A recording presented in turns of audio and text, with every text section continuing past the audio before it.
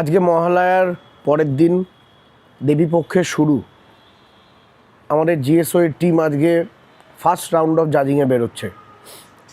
দেখতে দেখতে জিএসওই অ্যাওয়ার্ডস 3টে বছর, এটা 3rd ইয়ার রানিং, এবং এই বছরে আমাদের দুর্দান্ত রেজিস্ট্রেশন, 350+ পুজো রেজিস্ট্রেশন করেছে।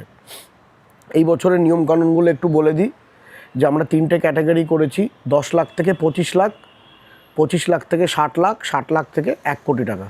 এই 3টে ক্যাটাগরিতে ফার্স্ট এবং সেকেন্ড প্রাইজ আছে। এছাড়া আছে সেরা আর বছরের বিষয়। তো এই ক্যাটাগরি নিয়ে আমরা জাজিং করছি এবং টোটাল আমরা পুরস্কার দেব 8টা পুজোকে। এবারে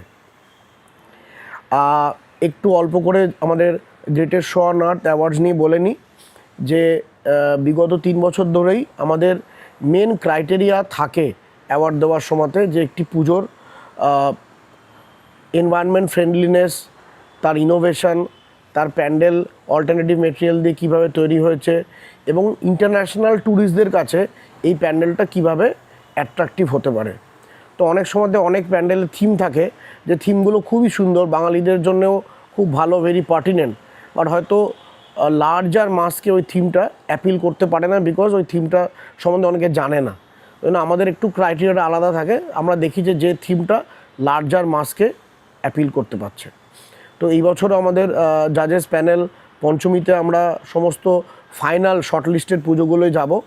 জাজেস প্যানেলে এবার আমাদের অনেক সেলিব্রিটি টলিউড থেকে আছেন, যেরকম আমাদের আছেন একেন বাবু, অনির্বাণ দা, আমাদের রজতাভ, রনিদা, সোহিনী সরকার, সন্দীপ্তা, আমাদের বিদেশিনী আলেকজান্ড্রা টেলার, যে বিদেশিনী সিনেমাটা করে খুব বিখ্যাত হয়েছেন, ঋষভ বাসু ইত্যাদি। এবং সবচেয়ে ভালো কথা হচ্ছে কি, অ্যালিস বোনেফয়, অ্যালিস যে আমাদের ব্র্যান্ড অ্যাম্বাসেডার ছিল, যার হাত দিয়ে জিএসওই অ্যাওয়ার্ড শুরু 2 বছর আগে, সে আবার ফিরে এসছে এবং তার মা তার সাথে এসছে। তো Alice will also be a জাজ এবছরে তার মায়ের সাথে, এবং she will again be the brand ambassador for GSOE. কারণ আমরা গ্রেটেস্ট শো অন আর্থ, আমাদের মূল উদ্দেশ্যটাই তাই, যে আমরা ইন্টারন্যাশনালাইজ করতে যাচ্ছি দুর্গাপুজোকে। আমরা মনে করি, এবং আমি পার্সোনালি মনে করি, দেখতে দেখতে আমারও 50টা দেশ মনে হয়, 49 কি 50 দেশ ঘোরা হয়ে গেল। নানা ফেস্টিভ্যাল ঘুরেছি। সব কিছু ঘোরার পরে আমি বলতে পারি আনবায়াসডভাবে, নট অ্যাজ আ বেঙ্গলি, যে এর থেকে বড় ফেস্টিভ্যাল হতে পারে না। যদিও আমরা এটাকে স্ট্রিট আর্ট ফেস্টিভ্যাল হিসেবেই ধরে নিচ্ছি, কিন্তু এত বড় ফেস্টিভ্যাল, যার এতগুলো layer, food layer, music layer, spiritual layer, traditional layer, mythological layer, economic layer, এর লেয়ারের কোনো শেষ নেই। এত মানুষকে 6 থেকে 60 সমস্ত মানুষের জন্য কিছু না কিছু দুর্গাপুজো রেখে দিয়েছে। তো এই দুর্গাপুজোর কি ইন্টারন্যাশনালাইজ না করাটা আমাদের বাঙালিদের কাছে একটা ক্রাইম।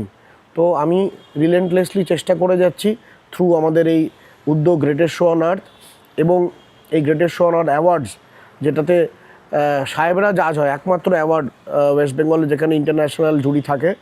আশা করব এই বছরে দুর্গাপুজো একদম কারেক্ট দুর্গাপুজো, যারা ডিজার্ভিং তারা জিতবে এবং ওই অ্যাওয়ার্ডটা তারা পাবে।